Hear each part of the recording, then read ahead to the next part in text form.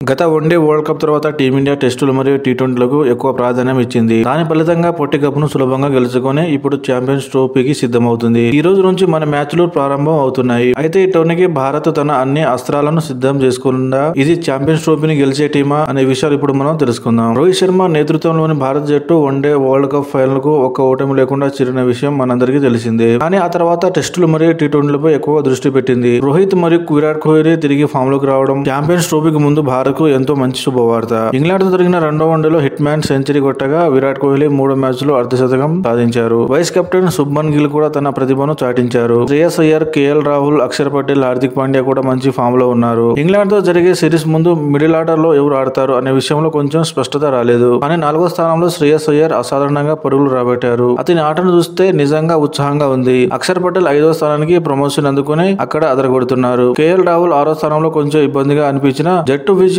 పక్కాగా ఖరారవడంతో తీవ్రమైన ప్రభావితం చూపించలేకపోతున్నారు. ఆ తర్వాత 5వ స్థానంలో వచ్చి అతను కీలక ఇన్నింగ్స్ ఆడారు. గంభీర్ మాత్రం తనది లెఫ్ట్ రైట్ కాంబినేషన్ వైపు ఉండడానికి నిశ్చయంగా ఉన్నానని వార్తలు వినిపిస్తున్నాయి. లోయర్ ఆర్డర్ లో హార్దిక్, రవీంద్ర జడేజాతో కలిసి బ్యాటింగ్ లైనప్ దుర్భేద్యంగా మారింది. అందుకని బ్యాటింగ్ లో ఎలాంటి సందేహం లేదు. కానీ బౌలింగ్ లో మాత్రం చాలా అనుమానాలు ఉన్నాయి. ఛాంపియన్స్ ట్రోఫీకి ముందు ఒక పెద్ద షాక్ తగిలింది. స్టార్ పేసర్ జస్ప్రీత్ బుమ్రా లేకుండా భారత్ బరిలోకి దిగాల్సి వస్తుంది. గత ఆస్ట్రేలియా పర్యటనలో వెన్నునొప్పి కారణంగా అతను తీవ్రంగా ఇబ్బంది పడిన విషయం మనందరికీ తెలిసిందే. ఇప్పటి వరకు విశ్రాంతి తీసుకున్న బౌలింగ్ వేయడానికి కావాల్సిన ఫిట్నెస్ ను పొందలేకపోయారు. అతనిపై రిస్క్ తీసుకుని మేనేజ్మెంట్ అతన్ని తప్పించి పేసర్ హర్షిత్ రాణాను తీసుకుంది. ఇంగ్లాండ్ పై వన్డే అరంగేట్రం చేసిన హర్షిత్ తన నాణ్యమైన బౌలింగ్ తో ఆకట్టుకున్నారు. ఇక దుబాయ్ పిచ్ స్పిన్ కు అనుకూలంగా ఉంటుంది. అందుచేత మిస్టరీ స్పిన్నర్ వరుణ్ చక్రవర్తికి అవకాశం వచ్చింది. ఆడిన ఒక వన్డేలో గొప్ప ప్రభావం చూపించలేకపోయినా అతనిపై మేనేజ్మెంట్ నమ్మకంగా ఉంది. సీనియర్ పేసర్ అయిన మహమ్మద్ షమి గాయాల నుంచి కోలుకుని ఇటీవల జట్టులోకి చేరారు. కానీ ప్రజెంట్ ఆయన అద్భుతంగా కనిపించడం లేదు. ఇంగ్లాండ్ తో జరిగిన వన్డే టీ20 సిరీస్ లో ఆయన ప్రదర్శన అంత ప్రత్యేకంగా